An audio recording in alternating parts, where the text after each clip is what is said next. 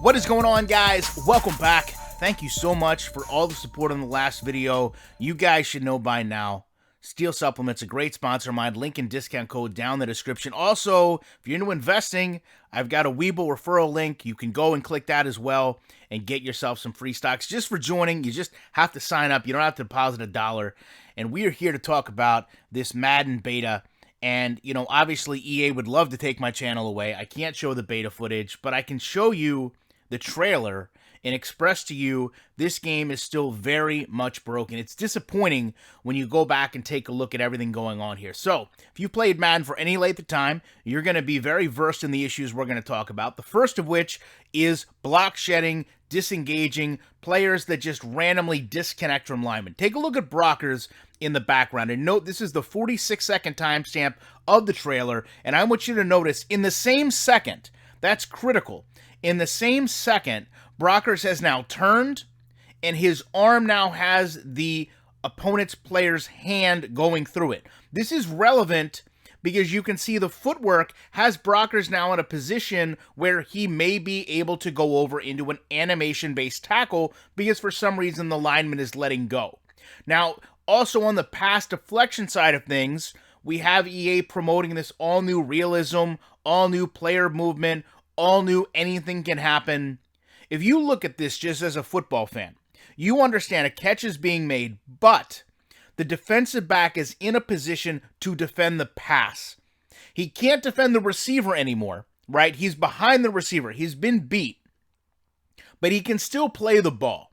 Now, what's super interesting about this is anyone with common sense, not even football knowledge, would know that all he has to do is move his hand up and he could push the ball out. However, when you go in the same second, understand, for some reason the animation carries his hand up and over. So rather than actually deflect the pass, now he's trying to swat it. This something Connor brought up immediately on Twitter. It's a small thing, but it's also a big thing when they can't hide it in their trailers. You know, obviously this is a situation where the quarterback's hand is completely through the ball.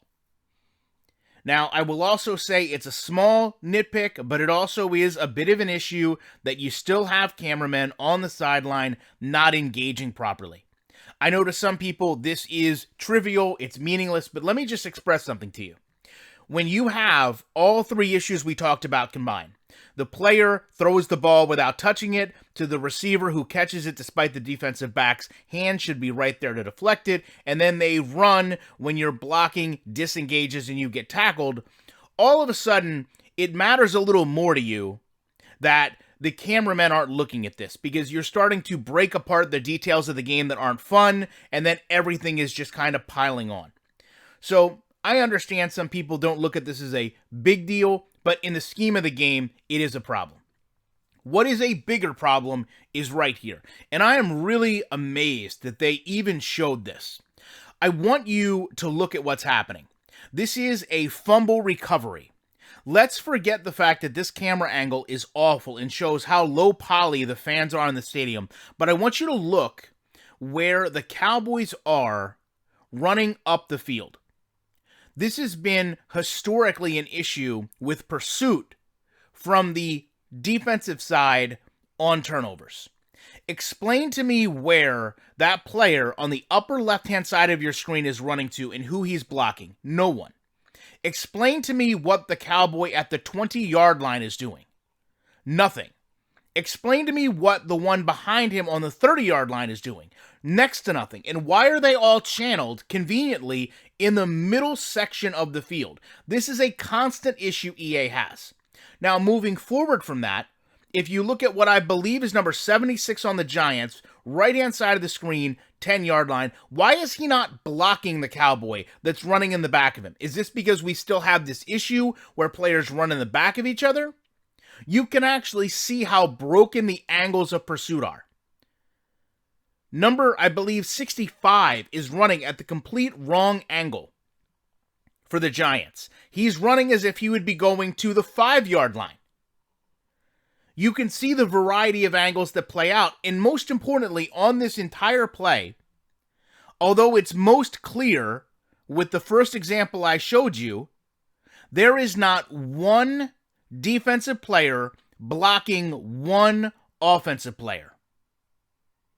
You also have clearly a couple players in that kind of just prone position where if you go back and actually watch this, they're just kind of mindlessly walking. They're not pursuing, they're just kind of there. We see this all the time in the game. A lot of times it happens when you have a cornerback or a wide receiver. They'll just kind of stand there when a defensive back or someone else gets into open field rather than make the tackle. These are logic issues. These are programming issues. This is a game that makes a sizzle trailer where everything is zoomed in, everything is magnified. They have total control of 2 minutes. And within that 2 minutes, there's maybe a minute 30 seconds at most of gameplay. And it is so bad that they can't completely get away from it. There are so many deep-rooted issues in this game that I just pointed out to you. Right? Simple things in the scheme of real-life football. Pursuit angles that you're drilled since you're in Pop Warner. Simply just understanding how to defend a pass or a player. Understanding your assignment to hold the player that you are meant to be blocking while a running back runs through your lane. Controlling your gap. This is well beyond NFL football. This is why when we go to play this game, we can't enjoy it because we're not experiencing NFL football, simulation football, professional athletes. We're experiencing a comedy hour, mindlessness. These are the things that have allowed my channel to grow more than any other year because I am confident that I will be able to showcase yet again the inexplicable results that Madden gets trying to play football. And the sad thing is, for them to have put out a trailer that got a lot of people excited, myself to a degree included, because of how they elected to present it. And I still am, to a degree, optimistic about franchise mode, simply because it was in the trailer.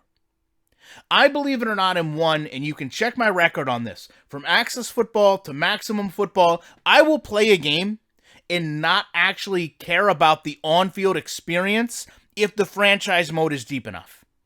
Now, that shouldn't be the case with a AAA title like Madden, but if they have brought so much depth back to the game that you can just manage or own a team, coach a team, for example, I'll be satisfied. Because I can already tell you, in looking at just these 4 or 5 examples, from an on-field product, this game is still not meeting the bare necessities of replicating football. And yet they worked that trailer together and had Peyton Hillis say, yeah, they did it again. Well, I've thought about that. What were they doing again? Was it the fact that they were putting athletes back on the trailer? That really doesn't align with, yeah, they did it again. You know what I think EA did again? They sold us yet another tall tale. Another list of promises they can't keep in another game that is going to fail to deliver on just about every front. Love to know your guys' thoughts on this. Appreciate you checking out, and you know I will be back in the week with more commentary.